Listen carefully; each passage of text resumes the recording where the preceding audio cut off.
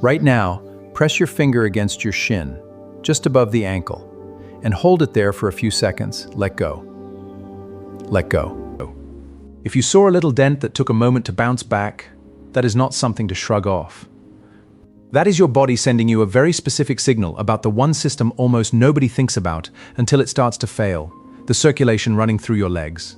Today, I want to talk to you about a single vitamin, not a fancy compound, something you probably already have in your kitchen right now, and what a nearly 40,000 person clinical study found it can do for your veins, your risk of dangerous clots, and how fast your legs can start to feel like yours again may genuinely surprise you. I have spent a long time looking into the research on aging veins and circulation, and this is one of the few nutrients where the evidence is not vague or theoretical. It is specific, it is measurable, and it comes from one of the largest long-term health studies ever conducted on women.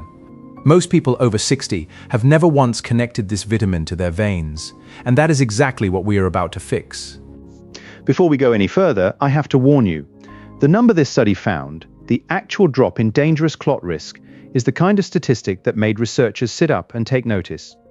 I'm going to walk you through 5 things this one vitamin does for the veins in your legs, working from the least dramatic up to the most powerful.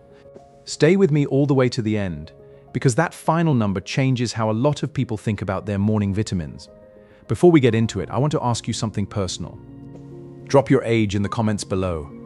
It does not matter if you're 61, 76, 89, or somewhere else entirely. I want to know.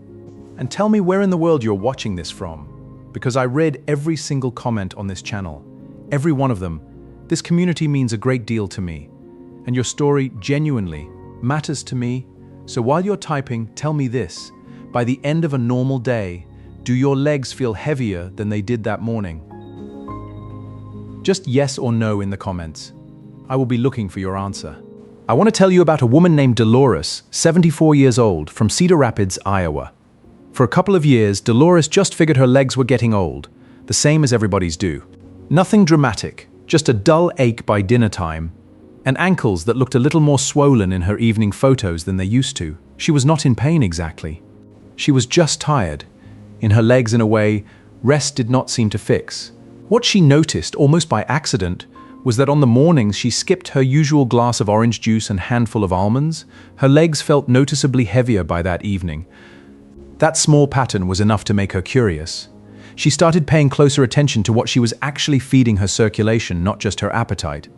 And that curiosity is exactly where I want to start with you, because the very first thing on this list is something Dolores's body had been trying to protect the whole time.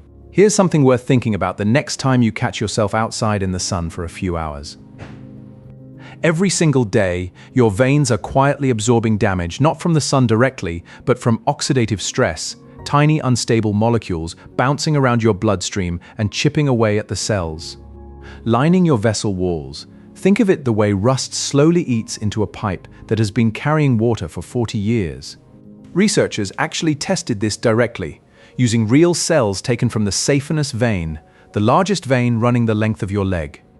When those cells were enriched with vitamin E and put under oxidative stress in the lab, they produced significantly less of the damaging byproduct that signals cell injury than unprotected cells did. That is leg vein tissue, in a lab, visibly better protected. Vitamin E works directly inside the membrane of every one of those cells, since it is fat-soluble, absorbed into the cell wall itself instead of floating around outside it. Vein walls protected this way stay more flexible, better able to handle the constant pressure of blood being pushed back up against gravity every day for decades. That is reason number 5 your body genuinely benefits from this vitamin. But protecting the walls of the vein is really just the beginning, because the next one has to do with a feeling I would bet a lot of you are nodding along to right now. Quick gut check before we move on. If any of that made you glance down at your own legs, you are already paying more attention than most people ever do, because most of us never think about our veins at all until something starts to go wrong. You know that feeling by 6 or 7 in the evening when your legs just feel full, heavy, almost swollen, like you have been standing all day, even if you have mostly been sitting. A lot of people quietly assume that is just what getting older feels like. Underneath that heaviness is often low-grade inflammation in and around the vein walls, one of the most direct drivers of that swollen, aching sensation by the end of the day. Researchers pooled together 33 clinical trials, more than 2,000 adults, and measured what vitamin E did to a key blood marker of inflammation called C-reactive protein. Across those trials, vitamin E supplementation produced a real, statistically significant drop in that marker, less circulating inflammation, measured in actual blood work, not just theorized. When that inflammation eases, the vessels are not working as hard just to move blood back up your legs, and a lot of people describe that heaviness lifting within weeks, not years. It is the difference between legs that fight you by dinner time and legs that feel like your legs again. And that leads directly into something far more serious than heaviness, something happening deep inside the vessel itself that you cannot see or feel until it is already a problem. If this is helping you connect some dots about your own legs, I would genuinely appreciate it if you hit subscribe. It is free, and it helps this kind of research-backed, no-nonsense information reach more people who are quietly dealing with exactly what we are talking about. And if you know someone, a parent, a neighbor, a friend, who has ever mentioned achy or heavy legs and shrugged it off, send them this video. It might be exactly the nudge they need. Now let us get into exactly what is happening deep inside that vessel, because it is the part of this list most people have never heard connected to a vitamin at all. This next one is the one most people have never even heard connected to a vitamin, and it is actually the mechanism behind some of the most serious circulation problems out there. Your blood, platelets. Platelets are the cells responsible for clotting, which is a good thing when you cut yourself, and a genuinely dangerous thing when it happens inside a vein in your leg with nowhere to go. As we age, platelets can become a little more prone to clumping together than they need to, and that clumping is a major piece of how dangerous clots quietly form. Researchers studying vitamin E found something specific here. It interferes with the exact internal signaling platelets used to stick together at a cellular level in a way that is dose-linked, meaning the more vitamin E present, the more that clumping tendency was reduced. This is not a vague supports healthy blood flow kind of claim. It is a documented mechanism-level effect on the actual cells responsible for clot formation. And when platelets are less prone to clumping unnecessarily, blood moves through your leg veins more freely, with less risk of the kind of blockage that turns a quiet, unnoticed vein problem into an emergency room visit. That mechanism alone would be worth knowing about. But it is what happened when researchers tested this on tens of thousands of real people, over a decade, that genuinely stopped me in my tracks. Before I show you what that looked like in real research, let me tell you about someone this mattered for in a simpler, everyday way. There's a man named Lyle, 68, out of Springfield, Missouri, and his story is the one I think about most when people ask me if this stuff actually matters day to day. Lyle was not dealing with anything dramatic either.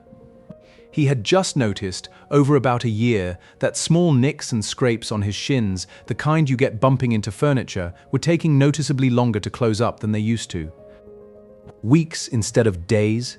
His doctor mentioned, almost in passing, that circulation plays a bigger role in how fast skin repairs itself than most people realize, and that the nutrients supporting that repair matter more as we get older.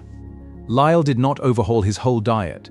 He just started being more deliberate about a small handful of foods, the kind we are about to talk about, a few times a week. He told me the change was not dramatic or overnight, but it was noticeable, and noticeable was enough to keep him going. Healing skin faster was just the beginning for him. A few months later, he mentioned something else. Almost in passing, a couple of the visible veins on the back of his calf, the ones he had had for years, looked a little less pronounced than they used to. That is exactly where reason number 2 comes in. You have probably seen these without ever connecting them to nutrition. Those raised, twisting, bluish-purple veins some people develop on their calves and the backs of their knees, varicose veins. Most people write them off as purely cosmetic or just genetics and walk away. But a varicose vein is really a visible sign that the valves inside that vein have started failing, letting blood pool backward instead of flowing steadily up toward your heart. That pooling puts sustained pressure on the vein wall from the inside, which is part of why varicose veins tend to slowly get more pronounced over the years instead of staying the same. Everything we have already talked about, the antioxidant protection, the calmer inflammation, connects directly here, because a vein wall that is better protected and less inflamed is simply more resistant to that kind of pressure damage in the first place. It does not undo a varicose vein that is already there. I want to be honest with you about that. But it plays a real role in how much additional strain your other veins take on as the years go by. And in whether the vein next to it stays healthy or follows the same path. And that brings us to the number one reason. The one I told you at the start would be worth waiting for, because this is not theory or mechanism anymore. This is what happened when it was actually tested on a massive scale in real women for over 10 years. In the early 2000s, researchers running something called the Women's Health Study enrolled nearly 40,000 women, all 45 or older, and randomly assigned about half of them to take a modest dose of vitamin E every other day and the other half a placebo. Nobody knew which group they were in. Then for a median of just over 10 years, researchers simply tracked what happened to their health, including how many of them developed venous thromboembolism. That is the medical term for dangerous blood clots that form in the deep veins of the legs and can travel to the lungs. The women taking vitamin E had a 21% lower risk compared to the women on placebo, a real statistically significant difference in a study that size. But here's the part that surprised the researchers themselves. Among women who had already had one of these clots before, the reduction in risk was 44%. And among women who carried inherited genetic mutations that put them at naturally higher clotting risk, the reduction was 49%, essentially cutting their risk in half. The people at the highest baseline risk saw the biggest benefit. That is not usually how supplements perform in research. The effect usually washes out or barely shows up at all. Here, it went the other direction. This is why, out of every nutrient connected to circulation and vein health, vitamin E is the one I keep coming back to. It is tens of thousands of real people, tracked for over a decade, with a result strong enough that it is still cited by vascular researchers today. That is the one vitamin. Now let us talk about exactly how to get enough of it, starting with tonight's dinner.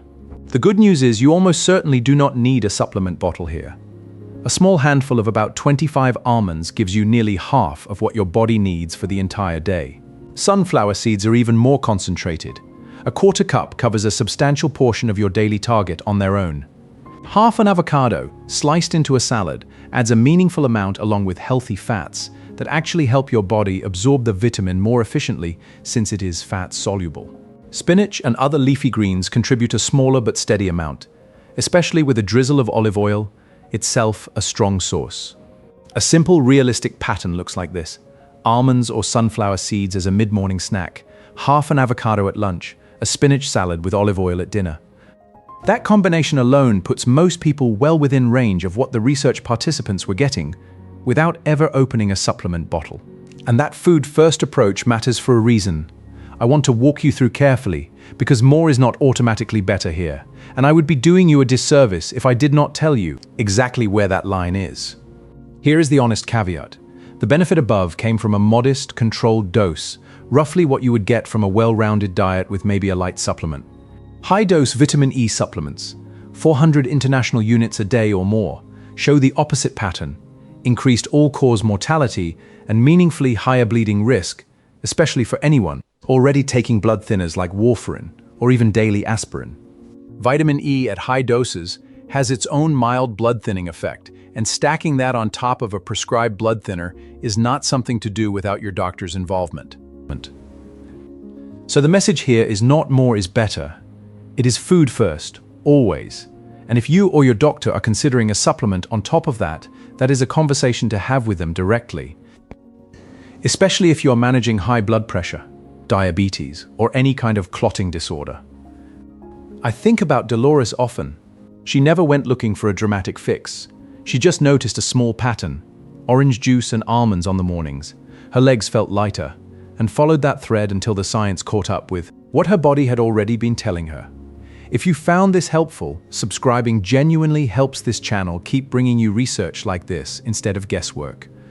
Before you go, tell me in the comments which of these 5 surprised you the most: the vein walls, the inflammation, the platelets, the varicose veins, or that final clot study. This video is for educational purposes and is not a substitute for medical advice. If you're on blood thinners or considering any new supplement, please talk to your doctor first.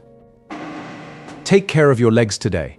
Small, consistent choices add up to more than most people realize. I will see you in the next one.